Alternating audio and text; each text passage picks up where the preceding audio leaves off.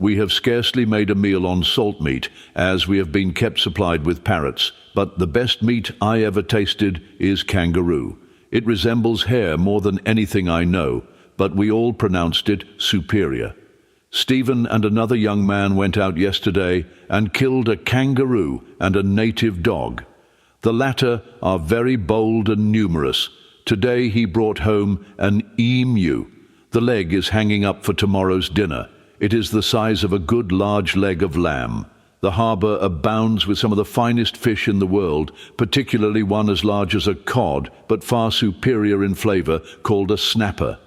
Then there are wild ducks, quails and pigeons in abundance, so no fear of our starving.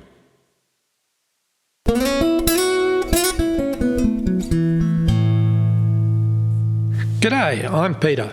And g'day, I'm Greg. Welcome to Today's Stories from Our Past, a podcast about a history of Australia from about 1800 onwards. The story is told through the experiences of those who lived it. We'll tell you stories about Australia that you probably haven't heard before.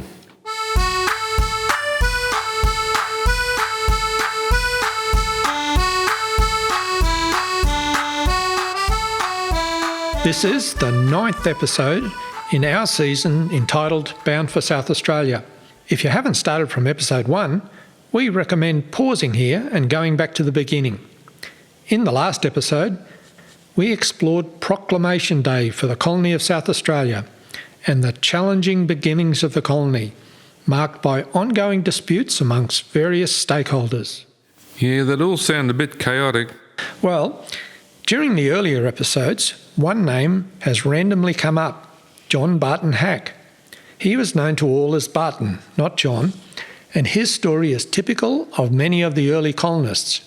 He's also an important player in my family's history, so it's time to chat about the Hack family. Okay, so where do we start? Well, firstly, I must acknowledge the primary source of information for much of this episode. It's a book entitled Checkered Lives, which chronicles the Hack family's story in South Australia. Their story begins in merry old England. Barton Hack was born on 2 July 1805 in Chichester, Sussex, into a well-to-do Quaker family. His father, Stephen Hack, was a banker, and his mother, Maria Hack, née Barton, was an educational writer. Barton was the fourth of 10 children. Of particular interest to this story is his younger brother Stephen, who was 11 years younger than Barton. Barton received his education in Southgate, Middlesex, before entering the currier trade and setting up a business in Sussex. Hang on, what's a currier? A currier is a specialist in the leather processing trade. Following the tanning process, the currier employed techniques such as dressing, finishing and colouring to enhance a tanned hide, making it strong, flexible and waterproof. Once currying is complete, the leather is ready to be passed on to the fashioning trades, including saddlery, bridle making, shoemaking and glove making. On 9 July 1827, Barton married Bridget, known as Bebe, Watson, who was 1 year younger than Barton. She was the daughter of William Watson of Hardshire in Lancashire. Over the next 20 years, Barton and Bebe would have 18 children. Okay, so why did the Hack family go to South Australia? It turns out that the Wakefield family were acquainted with the Hacks and the Bartons. As you may recall from episode 1, Edward Gibbon Wakefield, who conceived the idea of systematic colonisation, was also a Quaker. On 29 May 1835, Barton met with Robert Goodger and several members of the South Australian Company, which shows that Barton was aware of the proposal for the new colony. Initially, Barton seemed primarily interested in the colony only as an investment via land sales. Shortly after the land went on sale, a relative, Gates Darton, bought 3 of the land orders as a family investment. He lent Barton £162 for 2 of those shares, agreeing to charge him 5% interest on that loan. If the Hacks were successful curriers, why did Barton need to borrow money from Gates Darton? Well, Barton had no money of his own. all his capital was tied up in the family business. After 10 years in the courier business, he'd saved nothing, as his earnings were consumed by his growing family, a large house, servants and a carriage. Eventually, Stephen Hack was given one of Barton's shares, making them co-owners on land at the other side of the world. Okay, so Barton invested in the new colony, but why did he go out there? Well, Barton can tell us himself. About the year 1836, my health had become very precarious, and it was thought necessary that the next winter should be spent in a warmer climate, and the medical advice was a few months in Madeira. I was then a married man with 6 children and established in business in the south of England. Therefore, the prospects of breaking up my home and arranging for an absence of some months was a formidable undertaking. I was induced in June of that year to try a voyage in a steamer running from Portsmouth to Cork and Liverpool. Returning the same way at Portsmouth, I saw the ship Buffalo lying and went on board. She was fitting out for the conveyance of the first governor and his staff to the new colony of South Australia. On board, I made the acquaintance of Captain Lipson, who was very full of the new colony and its prospects. The subject was not strange to me, having been much interested in Colonel Torrens's book on the new idea of a self-supporting colony to be founded in South Australia. I began to entertain the belief that it would be better for me to emigrate at once to a warmer climate, rather than to endure the unsettlement of wintering at Madeira. Barton faced significant health issues, but he became so convinced of the colony's future that he sold his substantial business interests and pre-purchased 3 134-acre sections, along with 3 accompanying town acres in Adelaide. So it's bound for South Australia for Barton. Yes. As I mentioned earlier, he didn't have much cash. However, he did have the currier business. He'd partnered with Thomas Smith, and together they had a deed of co-partnership that outlined how Hack and Smith would work. A key clause in this deed referred to the repayment of any money lent to the business by either partner. There is no evidence that Thomas Smith contributed any capital. However, Barton had invested £2,000 of his own money, and it appears that Barton's mother, Maria, also lent the business £6,000 from her husband's estate, per his will.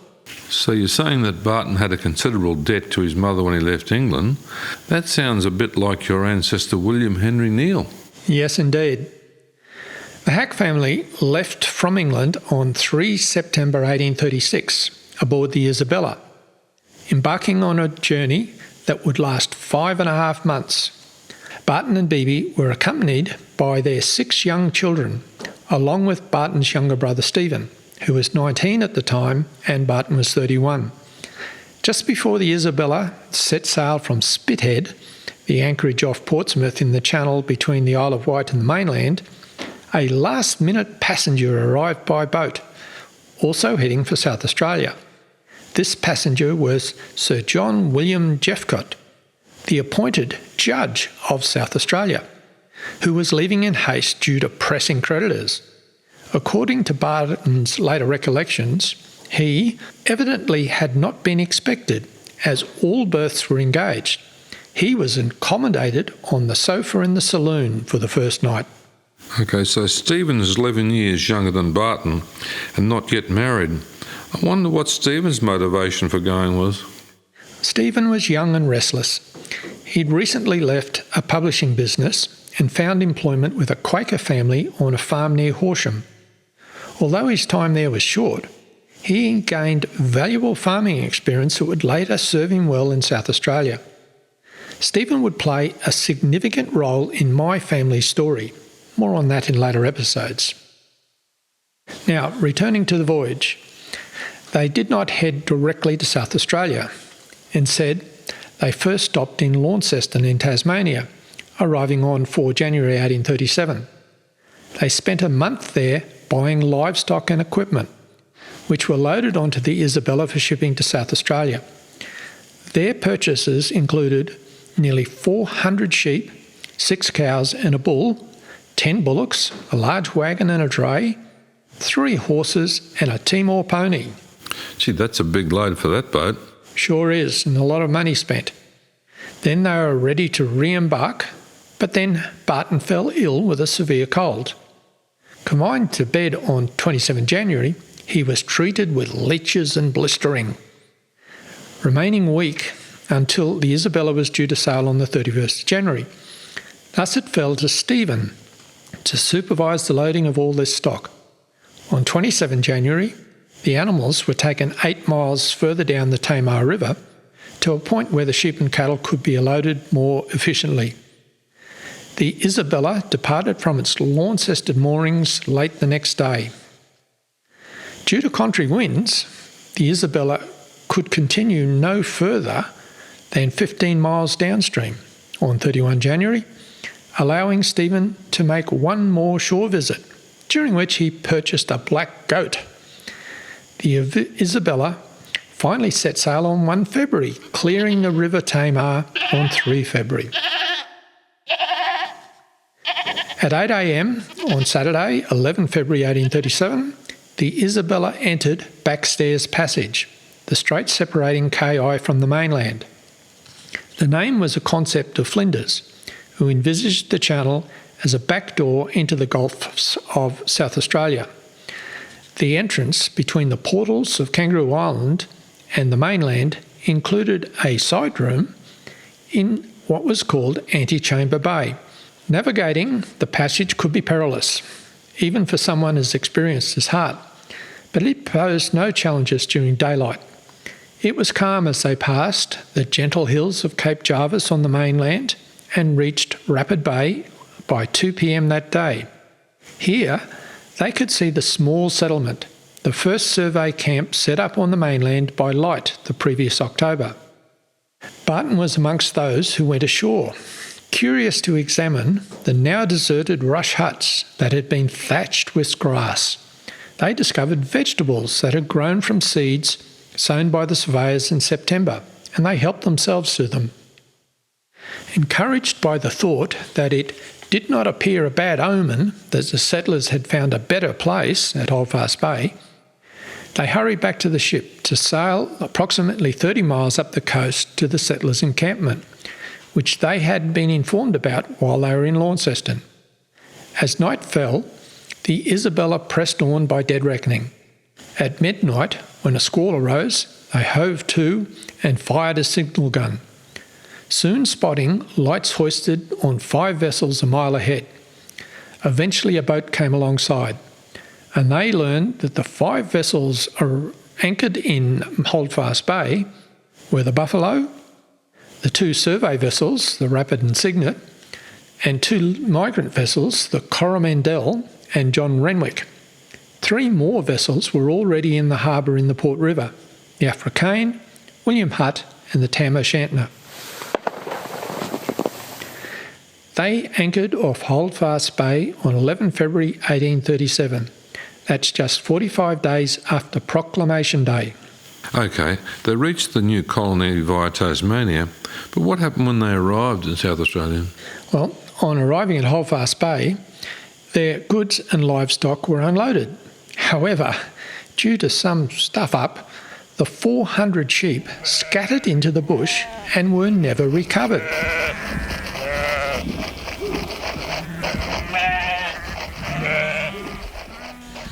Barton set up the 2 prefabricated 2-room Manning's portable cottages that he had brought from Portsmouth. One cottage was erected at Glenelg, where the ships were anchored, while the other was placed in the town area of Adelaide, on the site of what is now the railway station. A few days later, he wrote a letter back home saying, Glenelg, March 9th, 1837. I wish you could see what a sunburnt, happy party we are, and all that we have to complain of is a little too much hard work. Glenelg, where we still are, consists of beautiful rich plains between the beach and Adelaide, which is 5 miles off. We found, to our disappointment, that the town was not allotted when we arrived.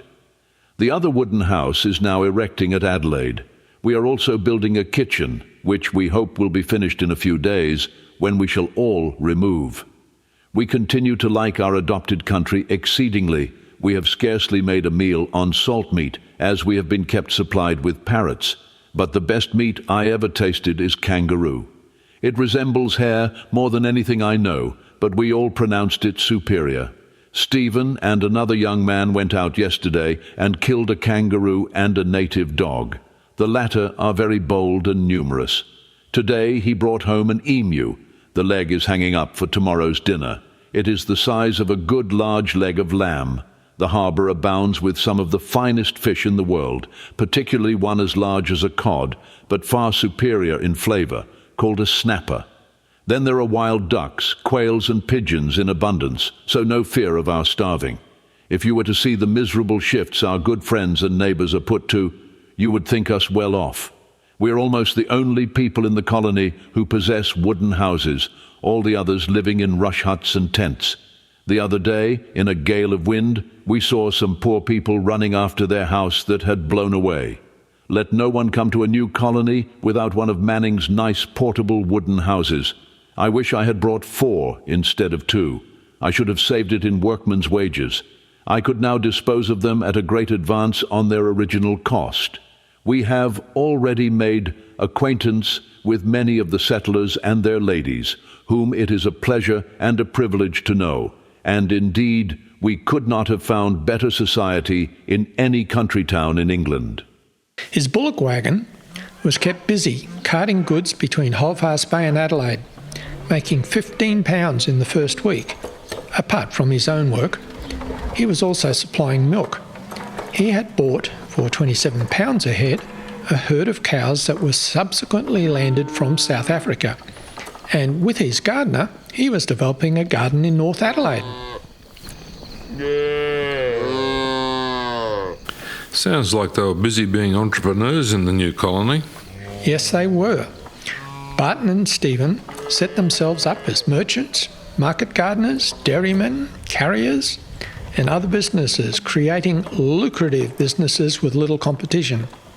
They secured contracts for public works, including the first bridge over the Torrens River and a canal to Port Misery, as Port Adelaide was known at the time. Barton focused primarily on the merchant side of the business, while also actively engaging in public life. He served either as chairman or committee member of nearly every society that was formed in those early years, including the Street Naming Committee and the Chamber of Commerce. As part of his business efforts, he was compensated £800 for cutting the original channel in Port Adelaide. On 17 March 1837, at the start of the first land sales in Adelaide, Barton bought an additional 60 acres and likely met my ancestor, William Henry Neale, at the time.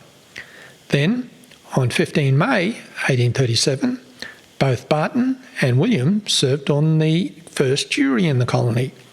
The following day, they both signed a petition expressing concern about the behaviour of the Marines. So Barton Hack and William Henry Neale must have known each other fairly well by then. Yes, indeed. Now, as it often happens in the case of a new colony, Barton experienced some ups and downs. In May, he lost another consignment of sheep and cattle when the Isabel foundered off rocks off Cape Nelson.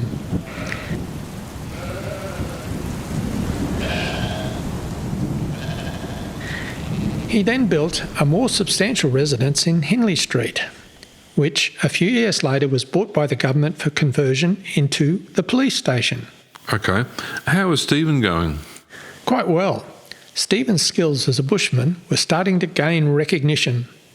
In mid-June 1837, he received an invitation to go with Colonel Light, James Hurdle Fisher and John Morford on a trip down to Encounter Bay. Barton and Stephen were tasked with searching for the government's lost bullocks, of which some 60 were missing. The Hacks were to be paid £2 a day, along with 10 shillings for each bullock that they located. To everyone's surprise, Stephen returned just 2 days later with 35 of the bullocks.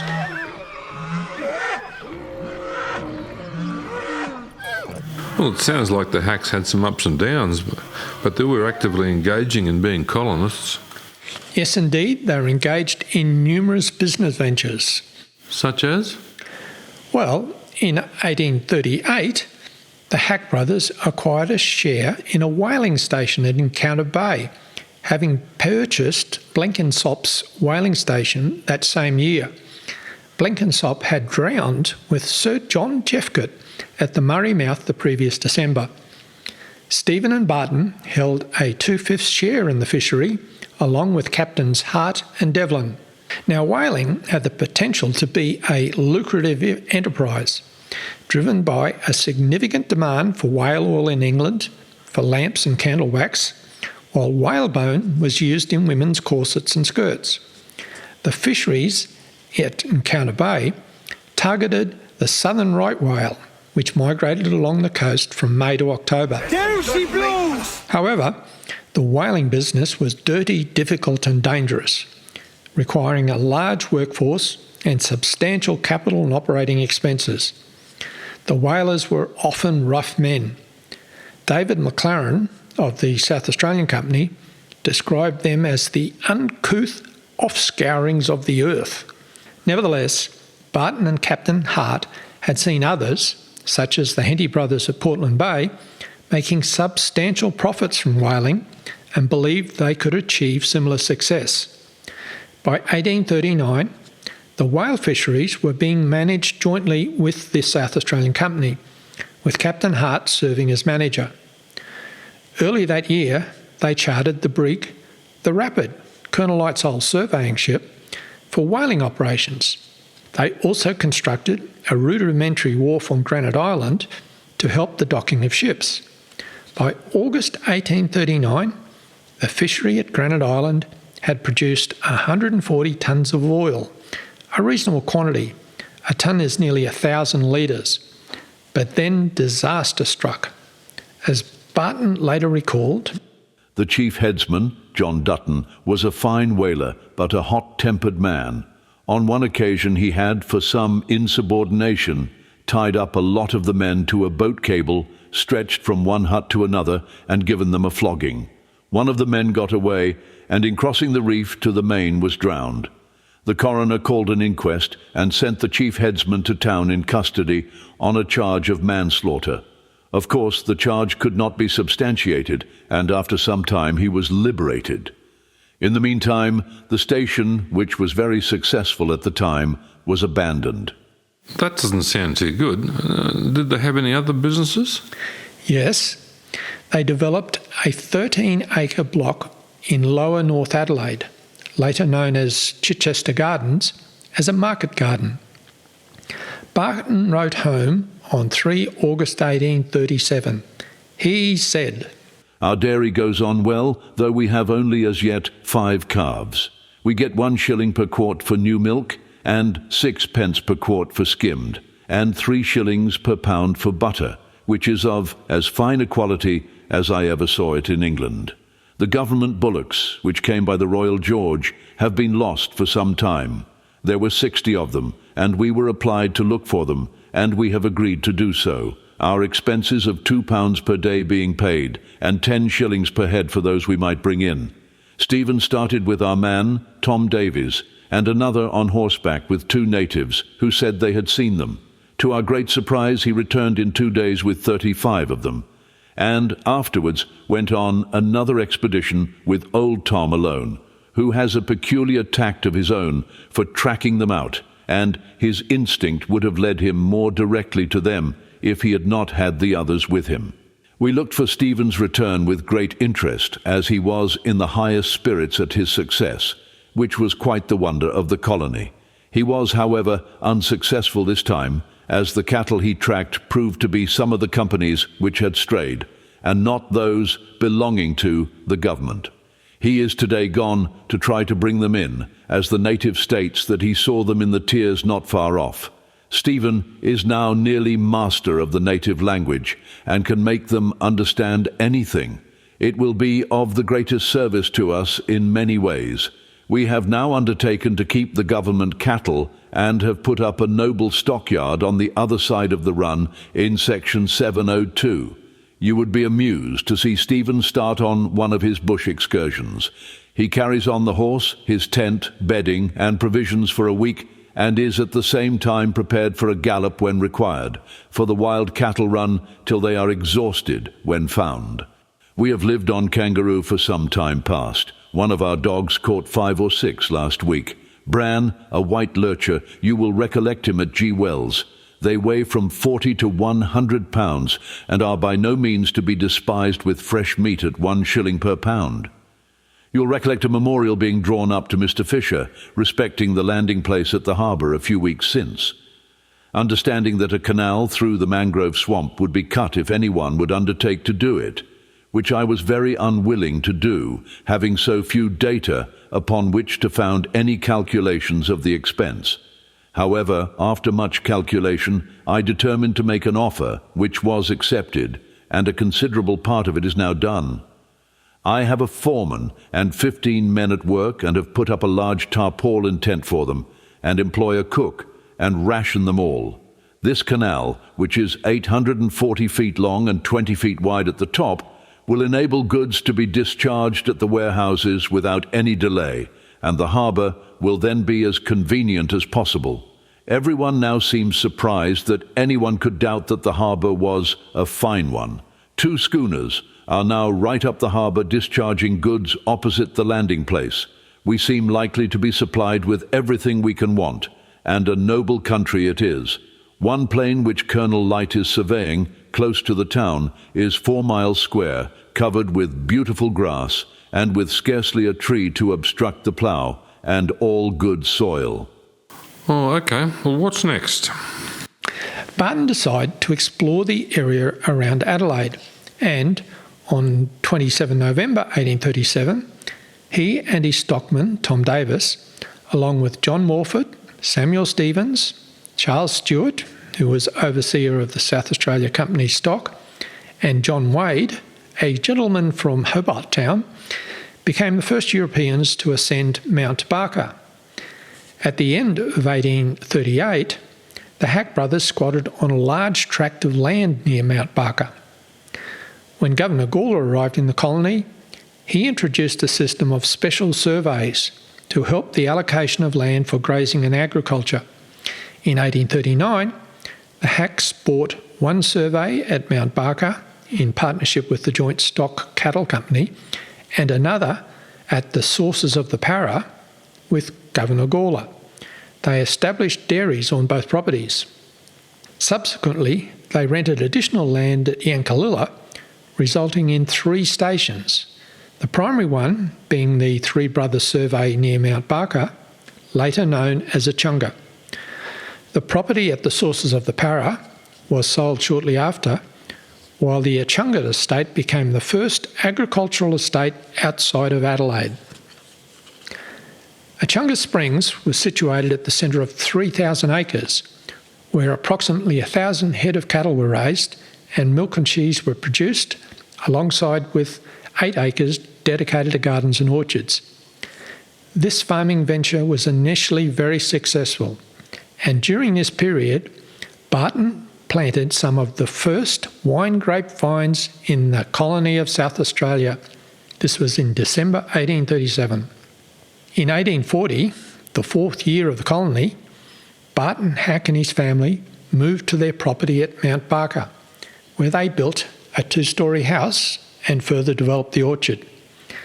The Quaker merchant Jacob Hagan arrived in the colony, bought some of Barker's land at the Para, and became involved in the whaling business. A Quaker meeting house was erected on Barton's land at Pennington Terrace, and Henry Watson, a relative, moved into his cottage next door. 5 months after acquiring the survey, Stephen summarised the progress in a letter to his mother on 21 June 1840. I have now 36 men employed on the estate, 4,000 acres of land, 1,000 head of cattle, 2 dairies, 60 working bullocks in constant full work, 30 horses and brood mares and colts, about 30 pigs, and fair stock of poultry. That's very good. Yes, progress is great.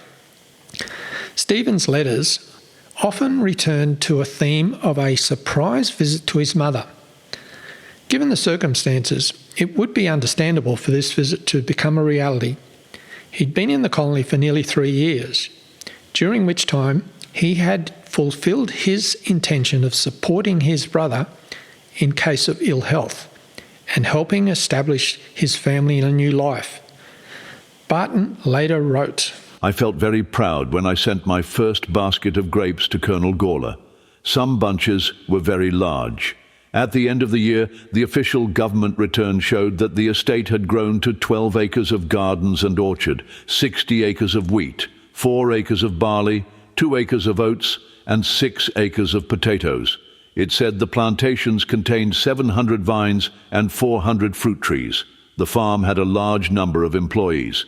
In the workshop, a foreman, carpenter, blacksmith, and miller.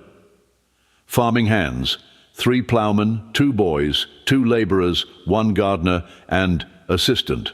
Stock department, 1 overseer, 1 groom, 4 stockmen for Echunga and Yankalilla. Also a storeman and 2 pairs of fencers.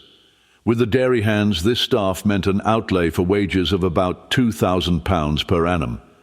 By mid-1840, Barton's 2-storey timber house in Echunga Springs was finally completed and the family moved in. The house overlooked the springs that fed Echunga Creek and was later known as Echunga Springs, while the vineyard and orchard were later known as Echunga Gardens. The following year, Governor Gawler painted a watercolour of the property. This sketch depicts the 2-storey house along with numerous outbuildings and yards. The house was spacious enough to accommodate Barton's growing family and their frequent visitors. It featured a large veranda where the children could play on rainy days. On 20 April 1840, Barton wrote back to his mother. He said, I have 3,000 acres of land, 600 of them enclosed, and improvements to a great extent. Plus, on the estate, 1,000 head of cattle, 60 horses and mares, and all the comforts of civilized life about us, and as beautiful a garden of about 6 acres as I ever saw. Sutor would never forgive me if I omitted this from my enumeration. He brought me in this afternoon a watermelon 14.5 pounds weight and 6 beautiful fruit melons. We have many hundreds. I am going to send a sample of our produce in this way to the governor, who is a very kind and friendly person. He has been a very steady friend to me. We have at least 500 vines planted in circular rows in a warm aspect, and as many plums, apples, cherries, pears, peaches, nectarines, apricots, all growing most luxuriantly. We had 1 plum this year. The climate up here is very much such as I have always believed the higher land in Madeira to be very cool, indeed cold in winter, and seldom hot in summer, save in the very middle of the day. We have reaped about 25 acres of wheat and have a beautiful sample of grain. About 400 bushels we suppose it will thresh out. We live now on our own, ground in a steel mill, and it tastes sweet indeed after the horrid stuff we have had imported. We have only nowhere to buy luxuries, tea, sugar, wines, ale, etc. Beef, of course, we raise and kill every week, and salt down all not sold or consumed on the station, to be used as needed. Now, by June 1839, Stephen believed that he had sufficient capital to marry. Although Stephen was only 23, he was successfully employing a large number of people. He remarked that amongst his employees, I have hardly one troublesome one, which is saying more than most folks can in this country.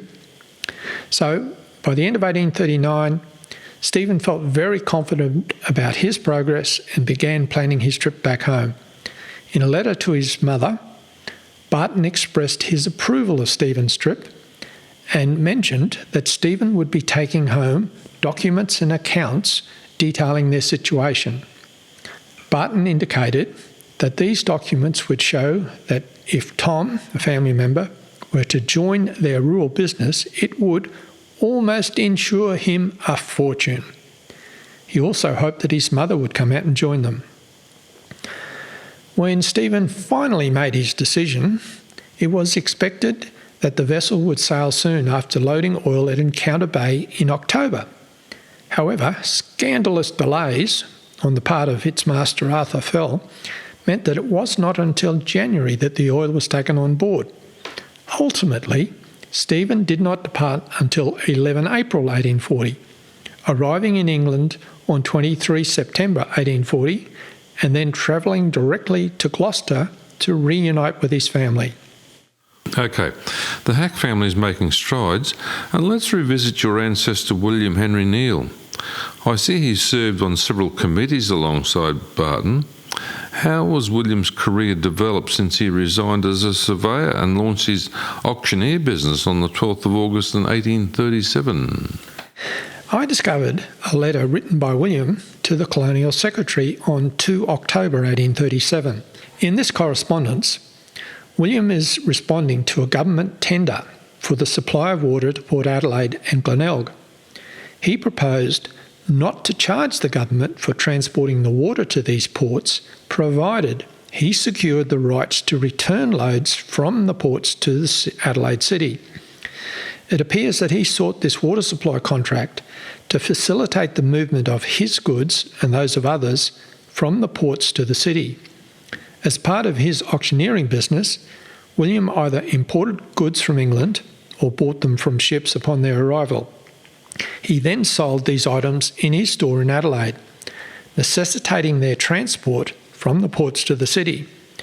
By ensuring that this transport cost him nothing, it would benefit his operations.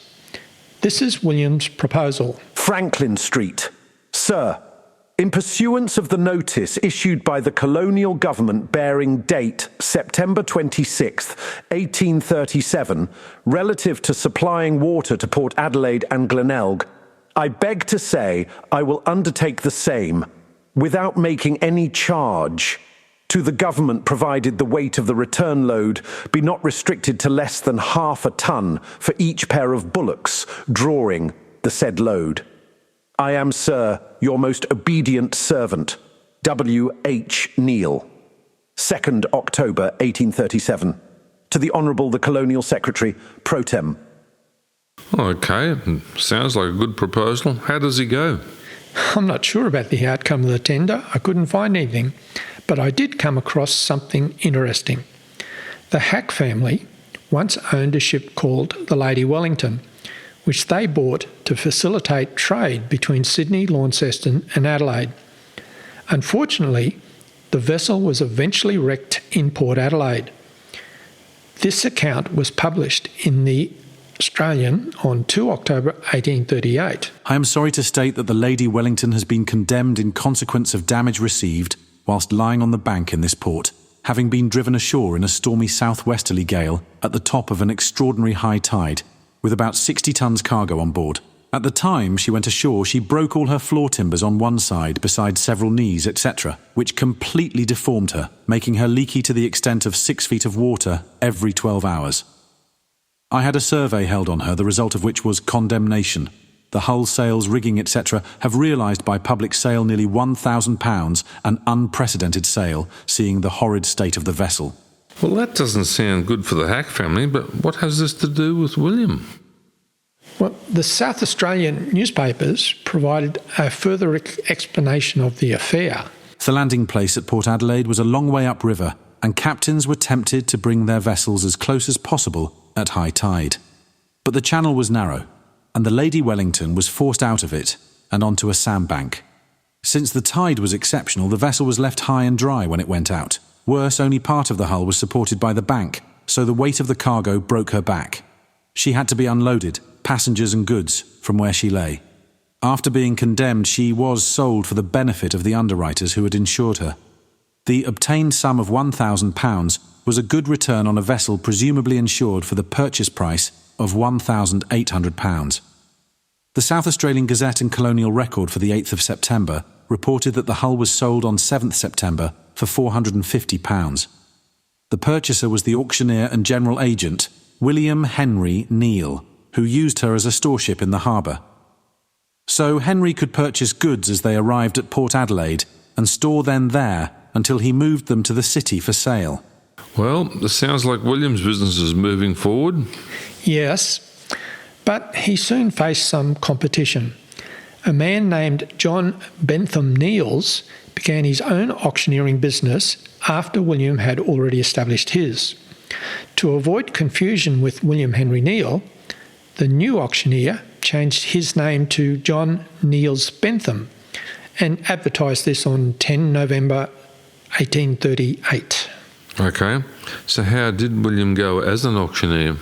Well, for the next few years, there are many small advertisements in South Australian newspapers listing goods for sale by William. But you'll have to wait until a later episode to see how he went. All right. Is there anything else of interest about William? Yes. On 31 October 1840, the first City Council for Adelaide was elected. William was elected as one of the councillors on that first council. Okay, so by the end of 1840, the business ventures of William Henry Neale and the Hack brothers are progressing quite well. Yes, but it is important to note that William Henry Neale went bankrupt in England, owing £6,000, while the Hack brothers also owed £6,000 to their mother in England.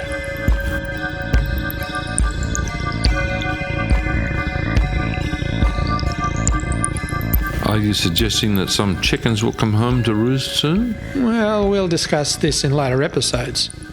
But it's time to look into the third of my ancestors who were part of the early colony of South Australia. This is John Watts. I wanted to uncover the reasons behind John's move to Australia.